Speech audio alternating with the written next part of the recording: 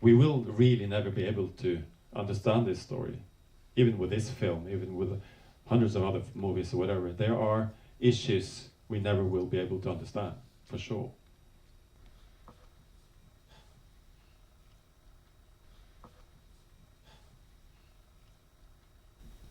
It comes now, 7 years approximately after this event, and some say it's too early.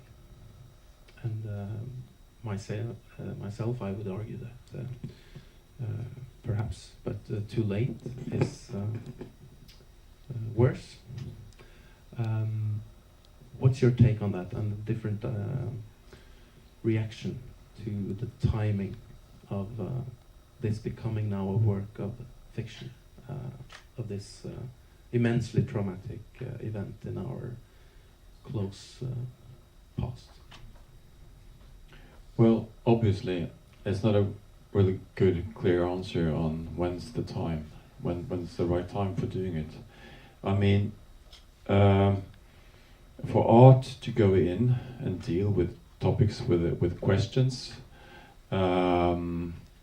it's sort of a lot of the task for an artist is to go in and to look into those issues, which I think is quite important. There are obviously huge questions to deal with when it comes to the July 22nd, which we maybe, or not only maybe, but we should have, questioning ourselves and discuss them. Issues like the sort of the reasons behind the terrorist act, the fact that we at the time, the days and weeks after the attack, people gathered all over Norway in streets and on public spaces. People met in hundred thousands, carrying a rose, lifting it up to the sky, and sort of feeling more or less the same, all of us, from different political orientation or from different ethnical background. We were all sort of connected together as one group, sort of like a nation, and being confronted by the same, this is something we should never forget. And I don't think we will ever forget what took place, but also what can we do to prevent this from happening again? And whatever the reasons are behind this, whatever the terrorists' ideas about his enemies or his political, crazy ideas, we need to stand up together against them. And this was sort of questions and sort of like things I believed, and a lot of us believe that now are the moment we can do this together.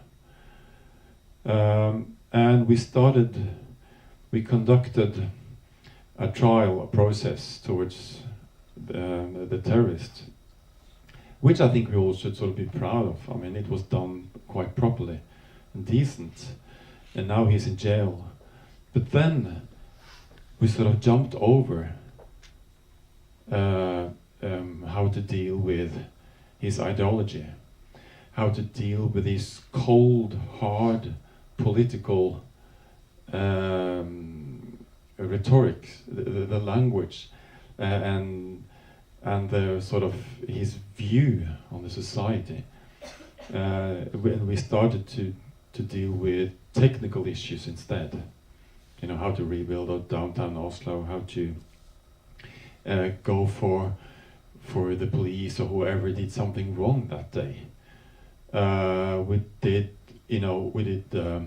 allow him to keep on getting media attention, the terrorist, by complaining about the jail and whatever. And we have been still arguing about the memorial site, where to place that, all those elements. And what has happened sort of month by month, year by year, made not only me, but other ones as well, questioning what had happened to the focus. People started to discuss, what can we do to prevent terrorism from coming to Norway? It was an issue in a program in an arcade where, leading figures in Norway was discussing as it's never happened. Is it possible? Is it almost possible to forget? Is it almost possible to not see this man as something not done by a crazy man, but it was a political, a right-wing extremism, an attack towards Norway. So, being there, feeling this, asking the young people, the survivors, the parents, I lost them, the ones they love most, what do you feel?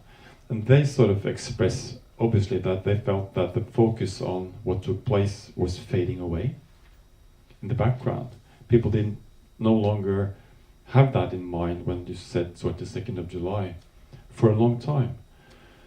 And that sort of felt that, well, how long can we sort of wait to bring the focus back? When will we really discuss what we can do to prevent this from happening again, and what can we do most of all with what that man represented of political views and ideas? I mean, sort of a right-wing, sort of a new fascism is growing up all over. So I looked into that and I felt that, okay, I could probably not go into the discussion on what to do, but at least I might be able to sort of get up our collective memory of what took place.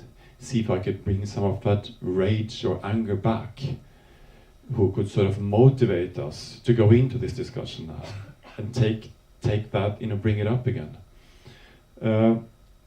Discussing with the survivors, with the parents, with the Støttegruppen, 22nd of July, and AUF, the Labour Party's youth organization. I presented the idea that maybe, at least I will give it a try and see if I can make this work into a movie. And the focus should be entirely on how the young people were experiencing being out there. At the same time, I also felt that we are also in a time where we read about or we hear about school massacres in the United States, we hear about other massacres or terrorist attacks all over.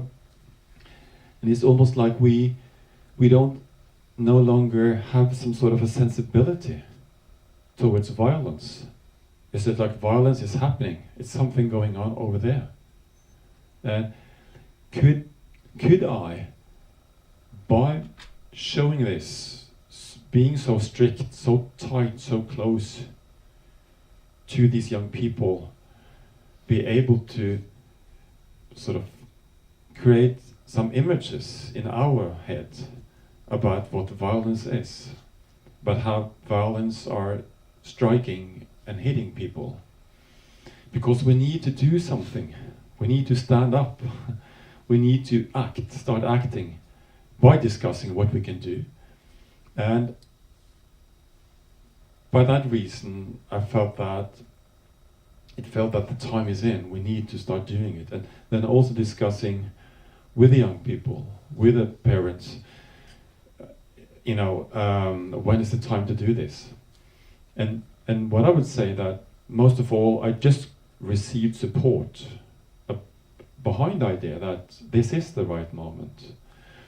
But they said that you should prepare as soon as people get to know about this project. Some or those few will probably announce that they think it's too early. and maybe, you know, and then I said, well, when would the right time be? Well, someone would probably say within 20 or 30 years from now. But then the group I had collected of the survivors who helped me, who was my, you know, following me all the way, they also expressed that, listen, if we all should wait until the time is right, then it's too late. And of course it will hurt to see the film. It will be a hard time to watch it. But if it's not a hard time to watch it, then for sure it also will be too late. There was one of the critics in IndieWire, I think, who described it as being able to resensitize us to violence. Exactly what you're saying, that we once again feel the threat in the soundscapes and also the bodily harm throughout, and at least one feels it sitting in a seat. You want to almost hug yourself, trying to get away from it. And but once you have achieved that, let's say you have now an audience who have experienced such feelings of violence and pain, what would be the next level of discussion, or how do we proceed from here? It was obviously that the film, or I mean art itself, I find art not interesting when it's dealing with the answers. I think art is most powerful when it's dealing with raising up the questions, and for us to sit down and then discuss the answers. By not sort of talking about the movie itself, but of course outside the movie, I have ideas about what we can do. I have thoughts about how to deal with this, and what I can share. Some of them is, of course, going into those acts and look into who are they. Most of those people are people who have been among us, but who have been feeling, you know, that they are individuals, single individuals. Most of them, when it comes to the school shootings, when it comes to a lot of what has been taking place in Europe the last years, not all of them, but a lot of them, and this one as well. It's people, individuals, who don't longer feel they are within our community. They are outside, and the way by being in that position to express themselves is by conducting acts like that. So there are reasons for us to discuss how to work with, how to integrate people and keep them within our society. And I can talk a lot about that. I can talk about basically our responsibility to bring them in. It's also interesting, of course, not only interesting, but it's important to actually discuss,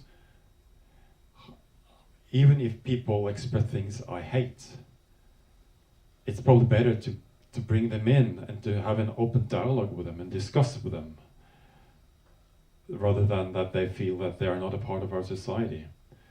So we should maybe even discuss how much can we actually allow of public expressions in our society within sort of our, you know, limitations. Whatever we can do to bring that in and be a part of our public dialogue, I think is important.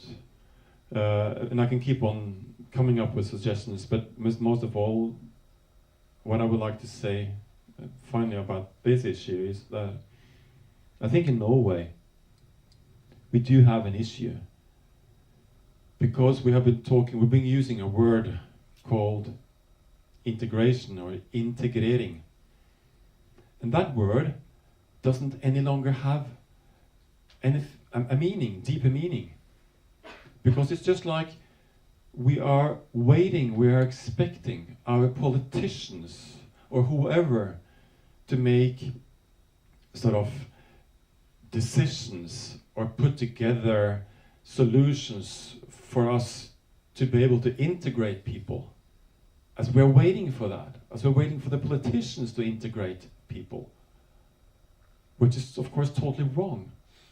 The whole idea about integrating is that it's our job, it's my job.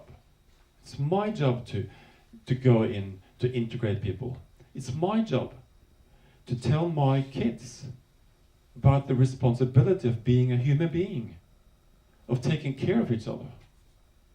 It's not a job.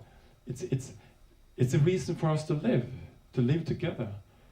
So, looking into the schoolyard, my youngest daughter, she's 13 years old. Every 17th of May, I see 500-600 kids standing there together. And I don't need to watch for more than some seconds, look over that group before I see them. Those standing by themselves, I can tell you, I see them there. Those people, it's sort of like, it's our responsibility to keep them in our group. It's not for me to run over there and bring them in, but it's my job to tell my kids the responsibility of keeping them in the group. So, and I can keep on talking about this for hours, probably days, but there is the job to be done is to be done by us. It's to start now. It's something we can do right away. We don't have to wait for anything to happen. And the story about Anders Behring Breivik is of course an interesting story to go in. And there are a movie to be made now by Paul Greengrass, which probably will be quite imminent, I hope, and I think it's an important story to be told. But that's also a story about someone who were sort of almost feeling that he was pushed outside. So, I mean, there's a lot of things we can do. But then again, when I was starting to work with this movie, I felt that I needed to limitate the scope, the focus on the story to where I felt, and the story which I actually, believe it or not, are the most underrepresented story about the July 22nd, because we do know quite a lot about the terrorists. But the young people, their experience, their story, have been hard to get. They've been, now there, I think we are all soon passing 100 books about the subject. But it seems like the words haven't been able to express what took place, how they have been experiencing it. And if the film, if the movie can show partly how that was, that would be a criterion of success for this film. And when the young people now, when the survivors have been seeing the film, and when they have been sharing that, I can ask people now to go and see the film. And then I can tell what I experienced. Because what this film shows is almost impossible for me to express in words. I see that the reactions in Denmark, in Norway, Sweden, part of Britain, UK, France, looks quite the same. Most of all, because we seem to know the story about him, about the Breivik and why he did what he did. And by having that in mind, then you watch the film and you see, well, you see the reason why the film is made. But if you don't know the story behind his act, then I do agree that I did make a mistake when I went to Berlin and showed the film and almost thought that everyone knew, because probably those who reacted negatively to the film, who were skeptic and sort of made some quite hard reviews, based it most of all on the fact that a lot of them almost saw the film as a genre movie.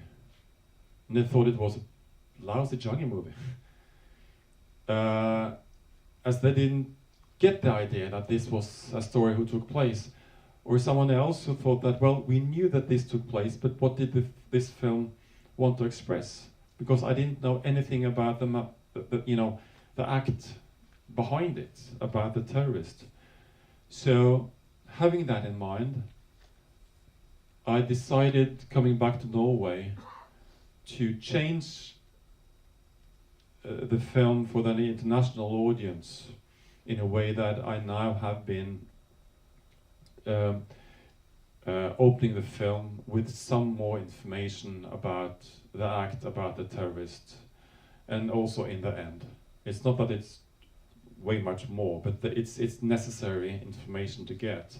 Is that different from what we saw? Yeah, that's now? different from the one. Yeah. And it also ends with the fact that it says that the terrorist ideas, his ideology is not only still alive, but it's growing in a fast speed all over the world. So I'm sort of, I still don't want to say that it's a political movie, but it is a movie about politics. It's a movie about every one of us as political individuals, and it is a story about. It is a wish for us to be angry, to be motivated, to be able to act. Not all of us, but at least some of them. So I did have a test screening about with this new version, which I had in Paris for some international an audience a week ago, just to see if that worked better, which I felt it really did. So I wanted to see if I could at least sort of help the film out there for an audience further away who don't know so much about what took place really. When we tell stories from a distance, we allow ourselves to be more graphical and go, quite far in what we show. You can also see it opposite. You can see it in Norwegian media when we are covering elements from sea or whatever. Then you can actually see those graphical, quite strong images or descriptions in the news. But otherwise, what I believe is the media's role and how they took place in this story is quite a big issue. So I don't know really how to take that down. But when it comes to the fact that this moment probably didn't only define ourselves here in Norway in a way that a lot of people, most of all, I think most of us know where we were, how we reacted, how that day was. But by meeting people in the United States, in Italy, in Spain, all around Europe, especially now in Denmark, it's just like that this incident actually defined a lot of people out there, because the way this story was covered, as it actually was filmed from the air, from that helicopter, it was just wired straight out into the world. So when people in the United States heard about this film, they actually remembered this story. And also, of course, the scope, the size of this attack. It was massive. It is still massive.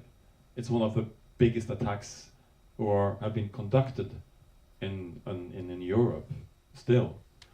So, but we must never forget that while this, of course, was massive for us, this takes place, maybe in some smaller scope, but it takes place made by other people every week, every month, all over. So, of course, there's a lot of incidents who take place and who we need to sort of deal with. But what I find interesting when we screened the film in Berlin, and it was sort of a massive amount of journalists in that room. It was more than 1,600 people. The cinema was filled with people. Many of the US journalists who were sitting there, they got angry. they didn't get angry about the film. They sort of appreciated the film, but they got angry about what they saw, because they saw the story about what took place in Utøya. But they also saw the school massacres.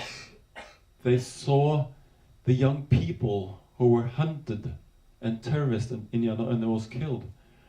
So when there was a lot of those press meetings, I was sitting for 3 days just having journalists coming all the time, and they were expressing that this film should be shown to every US citizen.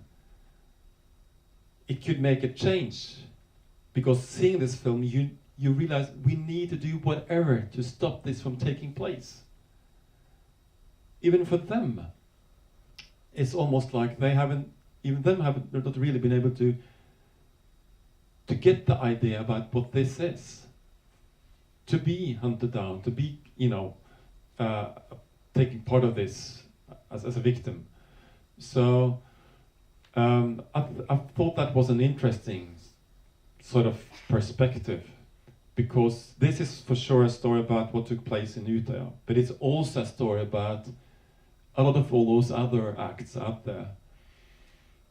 And I'm repeating myself, but if at least the movie can make some people stop and get those questions and discuss that, what can we do?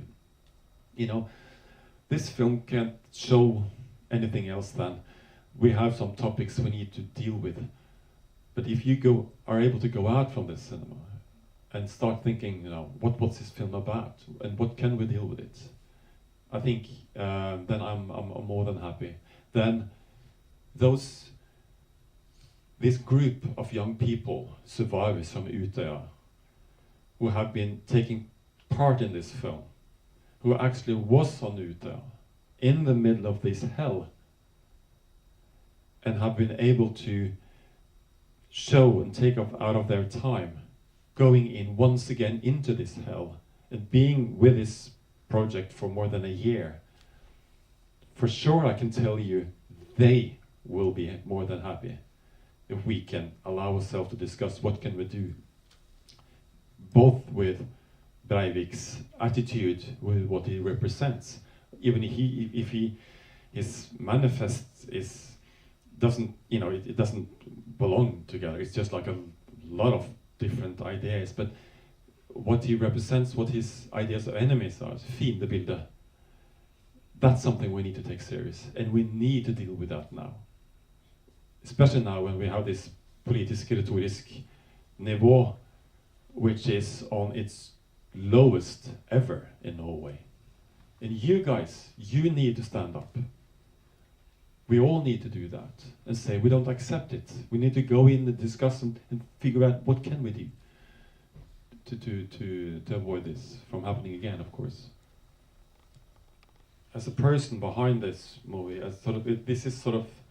this is where Kaja, the story, and me from my position are at the same position. So I'm opening up by sort of sharing and both sharing what this film's limitations are. We will really never be able to understand this story, even with this film, even with hundreds of other movies or whatever. There are issues we never will be able to understand, for sure.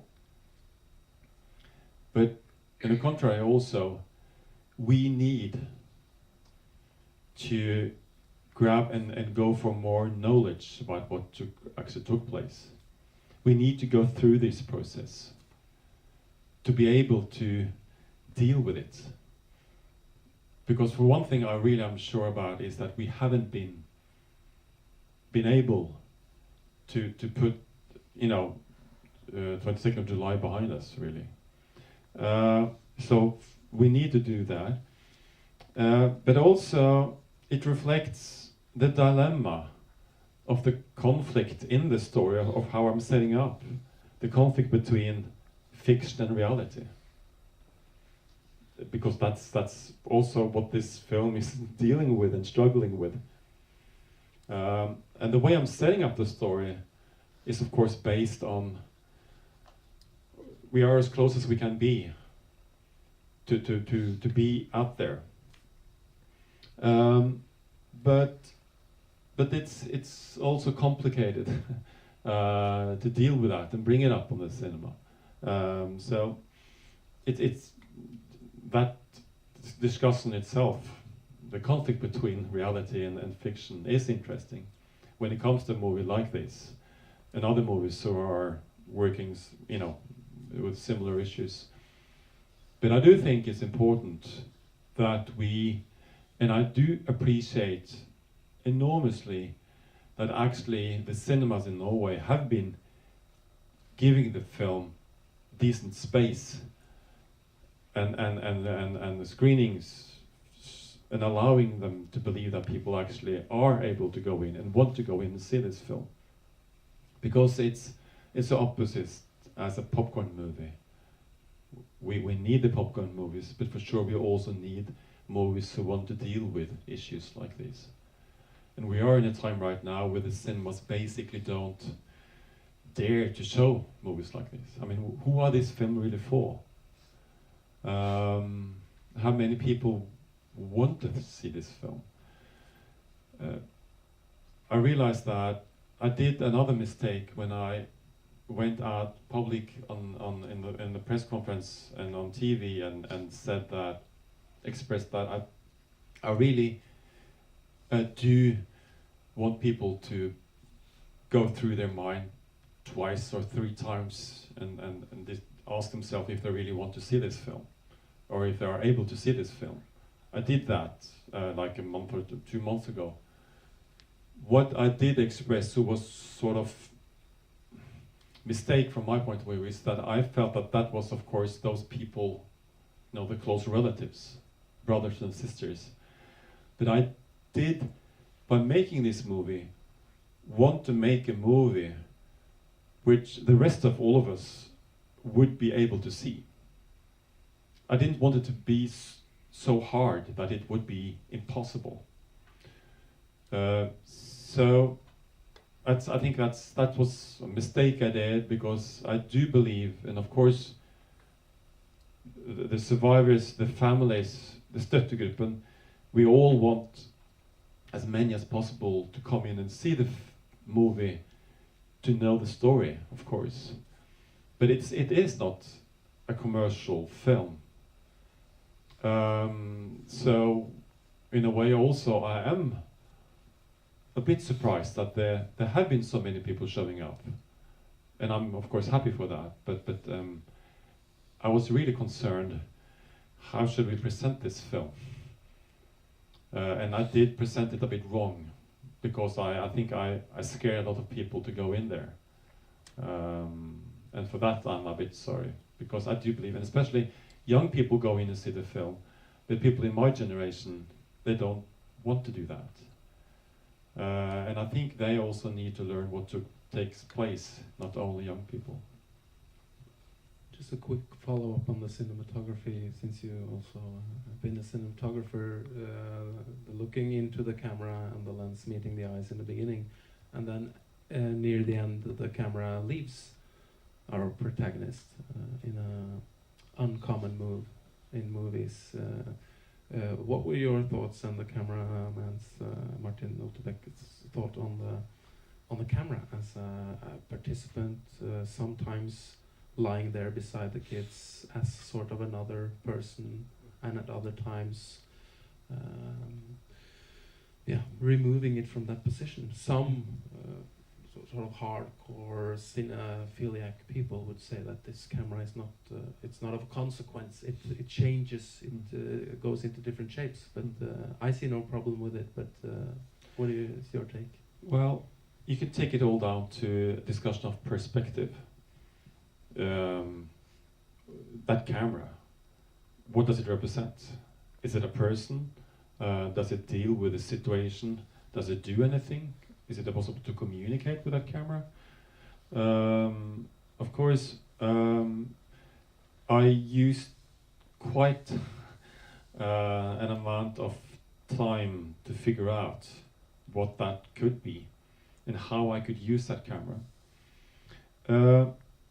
But in another way, I ended up, as I told you before, I think I told you before, or then I told a Dane before today. I'm mixing up now what I said before the screening. But anyway, some of the shots, the material I used, I showed Martin from Congo and Somalia, where what we looked into and said, well, what does that camera represent?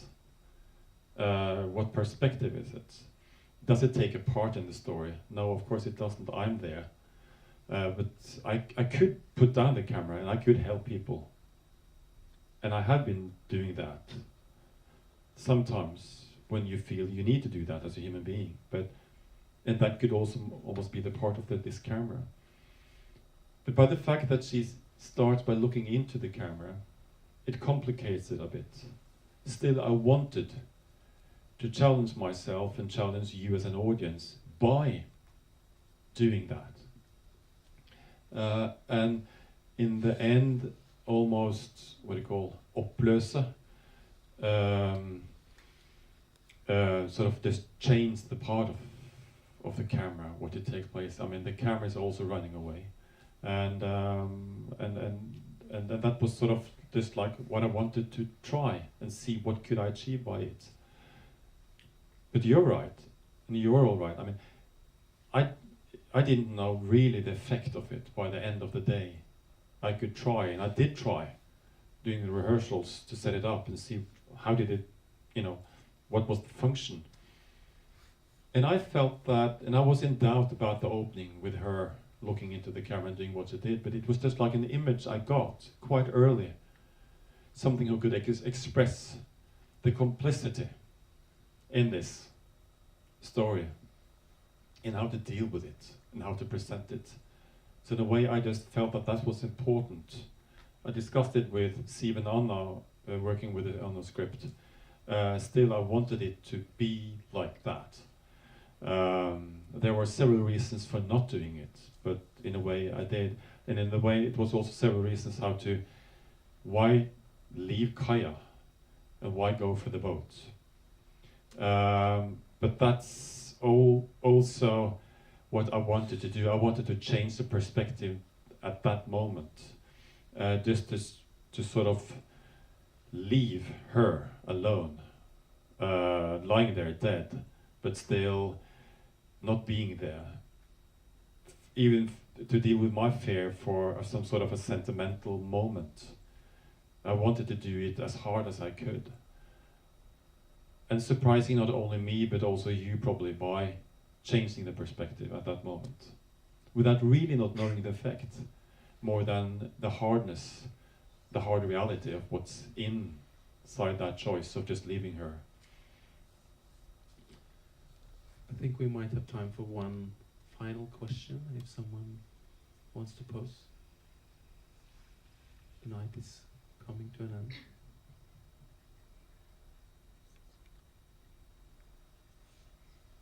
So, then any final words for now, after this screening? What have you learned so far with the reception of this film, and has it achieved what you set out to do when starting this project so far, or is there more to be done?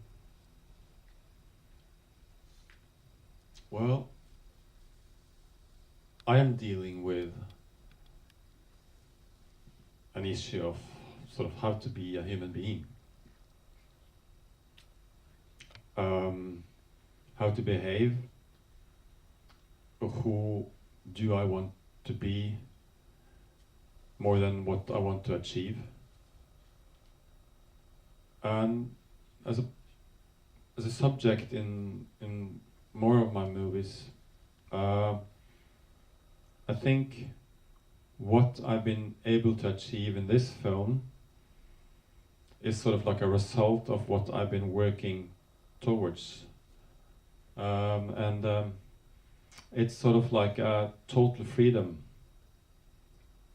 and be able to control the film and this artistic product in a time where I believe that movies film as an art is probably the less free form. Everything else has a freedom that movies don't, more or less, because we need support, we need money, we need people, we need an organization. Not to do all our movies. Some movies, even the one I'm doing, the small documentaries, I can do just by myself. The positive thing is that the combination of working with it as an art form, but also a mass medium, that's what a movie can. It can really, it can go out there and communicate with a lot of people, but still, it is really so tied up. It is so hard to work and to have such a control over what you're doing. In this project, I was able to work more free than ever because my producers, they realized in the early stage that when I presented the idea, when I presented how I wanted to do it, and that I wasn't willing to have any compromises about how to tell the story. They sort of protected me from the early stage. I've never ever been able to feel that in such a way. So they said, okay, let's get the money as much as we can, put this together. No one will ever be able to earn anything of this money, of this film, because it costs too much, but at least we'll put it together. We will not show the script or anything to anyone and ask for their sort of support or whatever. Let's just do it, and we will protect you so you can work within your space without anyone interfering. And that allowed me to work without any compromises. And for that I'm really full of gratitude. It's for sure a position of, it was like a dream. It's how movies should be made, but unfortunately they can't be that all the time. I mean, because we are so dependent. But then I would like to sort of share the conflict of being, for instance, in Berlin with this film. Because it was too early in the stage of making this film, of suddenly being there in this circus, walking up that red carpet, being picked out for being in the competition, which for sure is an honor. It was so complicated with this film, because it wasn't my story, it wasn't anyone, it wasn't my achievement, it was someone else's story. And when it came to day number 3 or 4 down there in Berlin, I just got panicked, and then suddenly Guardian and Times started to write that this film would probably win, the main prize on Saturday. I really felt that it's so hard to deal with this subject, with this film, that I decided that I want to leave Berlin.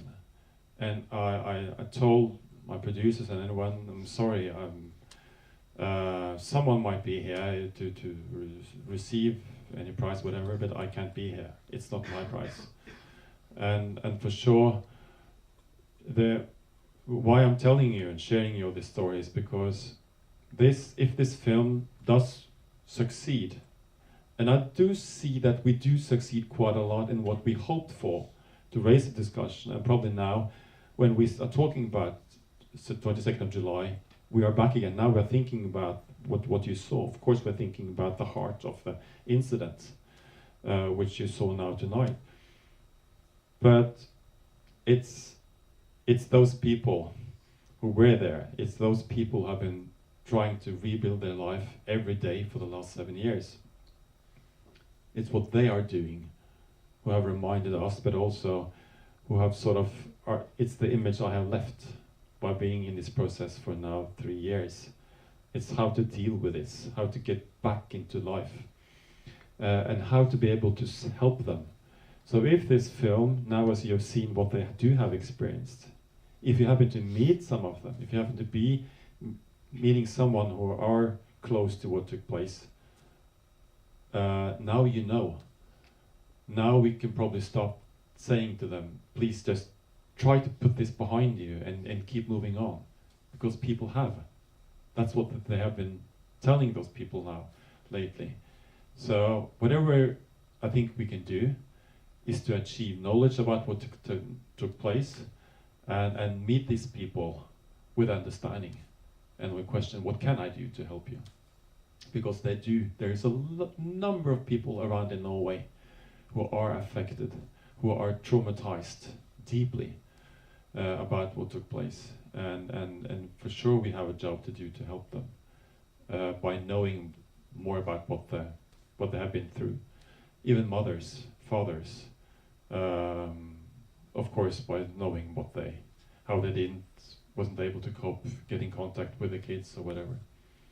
So, for other, a lot of other reasons, I do hope that the film will be, of course, receiving attention. People want to see this film, and the actress has been doing a marvelous job. Andrea Berntsen is probably a talent we hardly see in Norway.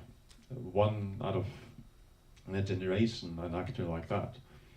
But most of all, these young people who have been supporting me are the one I really, feel are the people who made this film, and the people who should be sort of saluted and celebrated.